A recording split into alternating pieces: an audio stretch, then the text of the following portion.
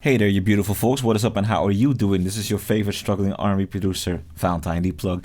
We're gonna make another struggle R&B beat. It's gonna be yet another late night vibe, and as you already know, I'm gonna be spending a couple of minutes breaking down the sample, breaking down the decisions I made and how I processed it. After that, we're gonna flip that baby into the ideal late night drive kind of beat. So let me hit you up with a preview.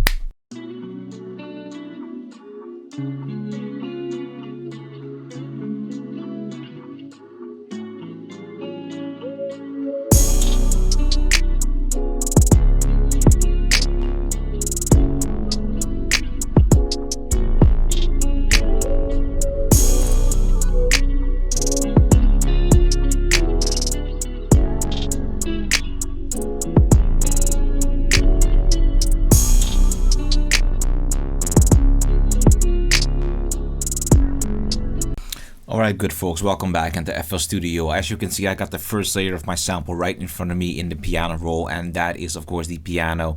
I'm using Noir, which is a library from Contact. First chord is a C major 7 chord that transitions into a B dominant 7 chord that goes into an inverted E minor 7 chord that lands on an inverted B dominant 7 chord, and that finally lands on a G dominant 7 chord with a doubled root and a doubled raised third. That's essentially my chord progression. Moving on, your boy got his guitar, played a little thang. I played me a dope melody, and then of course he broken chords. Added a vocal sample to that, added a pad, and that's how I got this sample. Of course, let me hit you up with a preview.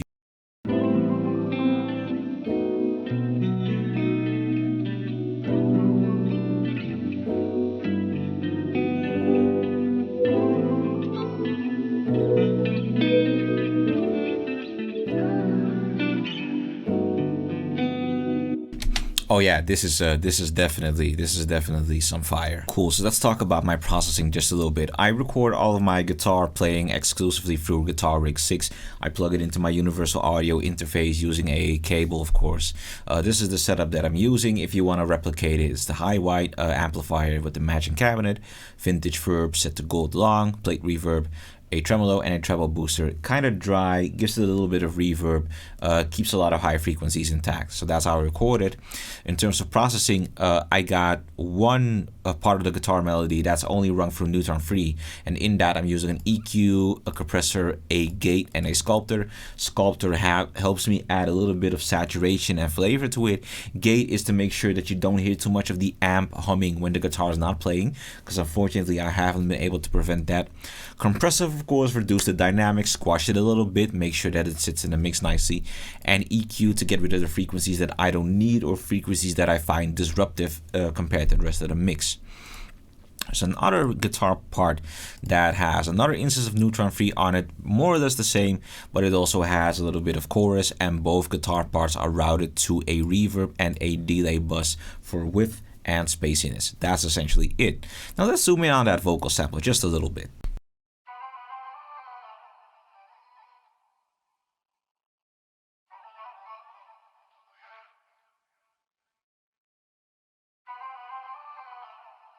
So this is the processing chain that I'm using for my vocal sample. Currently, I really like a setup where I'm using auto-tune, not because I feel that the vocalist need it, because the vocalist is just sounding A1 in terms of singing, but I do like the cosmetic effect that auto-tune adds to it. I added a doubler on that using only 2 voices, which I pitched down, and I also pitched down the main voice. So here's what happens, right?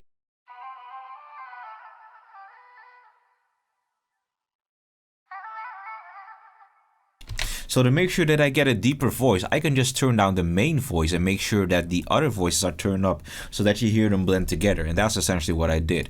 Of course, I added neutrons, equalizers, shelve off a lot of the high end and a little bit of the low, a lot of low end and a little bit of the high end.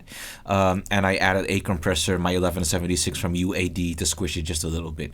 That's my processing in a nutshell. Nothing too intricate.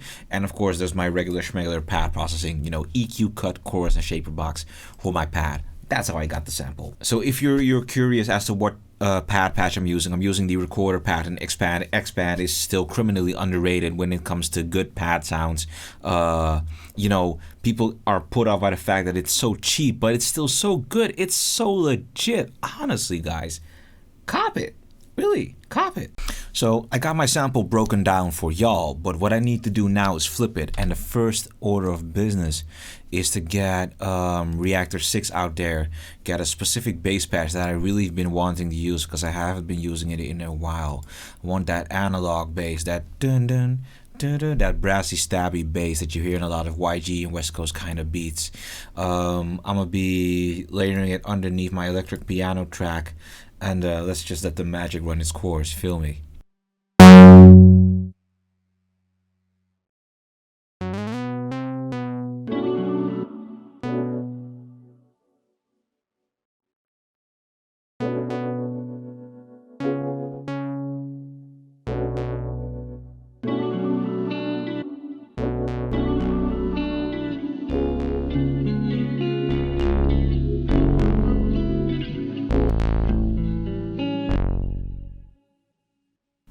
Now what I'm hearing is that the bass frequencies of the guitar are still interfering, so I'm setting my shelf a lot more harsher to make sure that they're filtered out.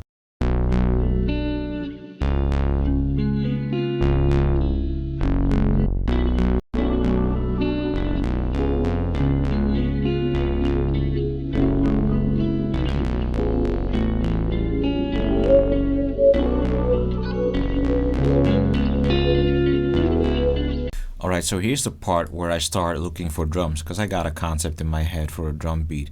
Currently debating with myself whether or not I want a rim, a snap, or a clap. Definitely not a snare. I'm not thinking snares right now. So I gotta figure that out. Once I get back, I'll be laying down a drum beat.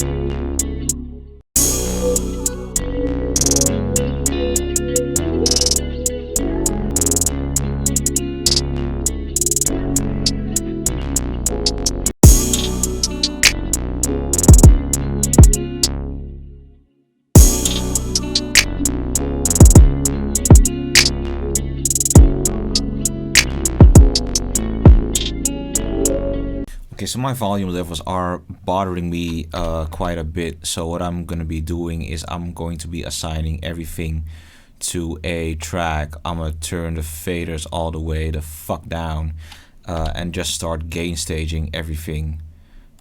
Because balance in my mix is very important, you know, perfectly balanced as everything should be. Feel me? So once I get back, I'll have gain stage everything for a better volume balance in my mix, and that'll also be my rough fader mix, which is early on, which I wouldn't recommend doing your fader mix early on, but it does help if you already have a very solid foundation for your beat.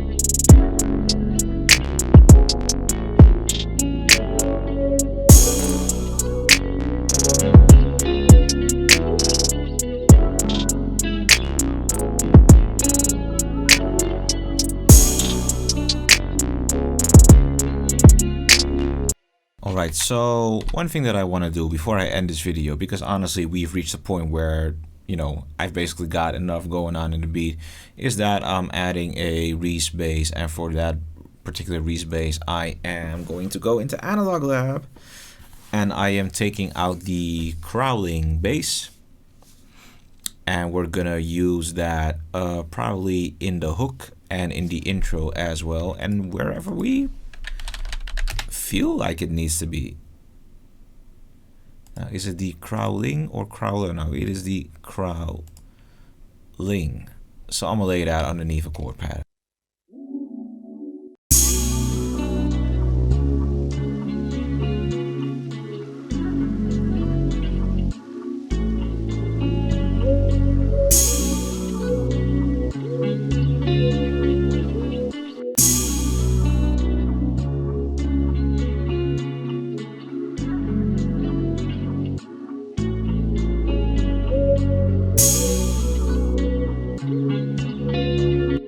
So as you can see, I took my time arranging the beat, and I'd be happy to play out just a little bit, but y'all can also just go to the preview at the beginning of the video. This was a rather short and sweet cook-up because I immediately knew what to do. I didn't waste too much time thinking about what I wanted. So a little more to the point. I hope y'all did enjoy it. I definitely hope y'all enjoyed watching me cook up again. I hope that, you know, if it wasn't educational, at least it was entertaining to you and inspiring, of course. Y'all be easy. Have a good one. I'm gonna see y'all back in the next vid. Peace.